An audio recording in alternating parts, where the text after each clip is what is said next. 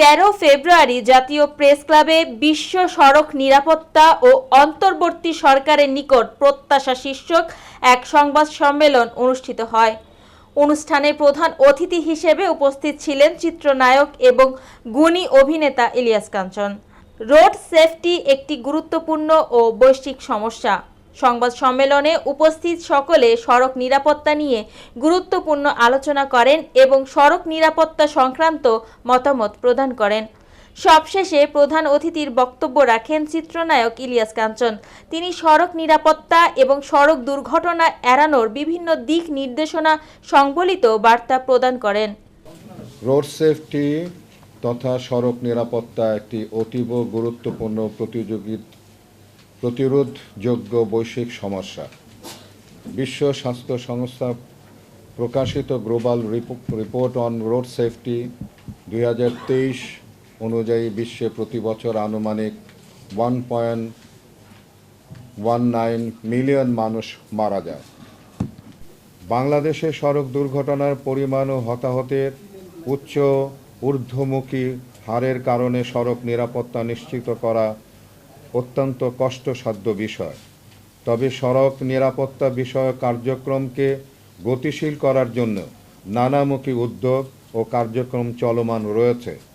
এই বিষয়ে চলমান উদ্যোগ ও কার্যক্রমসমূহের মধ্যে উল্লেখযোগ্য হল সড়ক পরিবহন আইন 2018 এবং সড়ক পরিবহন বিধিমালা 2022 প্রণয়ন। যদিও সড়ক পরিবহন বিধিমালা 2022-এর কিছু ঘাটতি রয়েছে।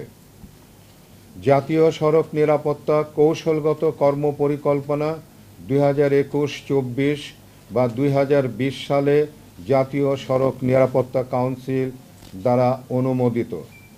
বাংলাদেশ সড়ক পরিবহন কর্তৃপক্ষ কর্তৃক জারিকৃত মোটরযানের গতিসীমা নির্দেশিকা 2024, 2023 সালের বিএসটিআই কর্তৃক হেলমেটের মান নির্ধারণ,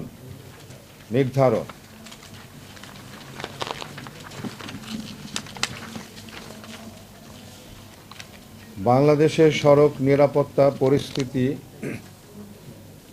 সড়ক দুর্ঘটনা, রোড ক্র্যাশ বাংলাদেশে মানুষের মৃত্যু আহতের অন্যতম প্রধান কারণ, যা দেশের স্বাস্থ্য ও অর্থনীতির উপর একটি বড় বোঝা। বিশ্ব স্বাস্থ্য সংস্থার প্রকাশিত প্রতিবেদন অনুযায়ী বাংলাদেশের সড়ক দুর্ঘটনার মৃত্যুর আনুমানিক সংখ্যা 2018 সালে ছিল 24,944 জন। 2021 সালে তা বেড়ে হয়েছে 31,578 জনে। অন্যভাবে হিসেব করলে 2016 সালে প্রতি 1 লক্ষ জনের মধ্যে মৃত্যুর হার ছিল 15.3%, যা 2021 সালে বেড়ে হয়েছে 18.6%। এছাড়া বিশ্বব্যাংকের মতে রোড ক্র্যাশের ফলে দেশের অর্থনীতির আনুমানিক ক্ষতি জিডিপি 5.1% পর্যন্ত হতে পারে।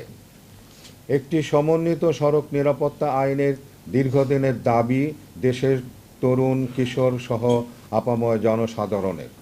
2018 সালের জুলাই মাসে 2 শিক্ষার্থীর মৃত্যুর পর দেশব্যাপী একটি শক্তিশালী ছাত্র আন্দোলনের মাধ্যমে এই দাবি আরও জোরালো হয়।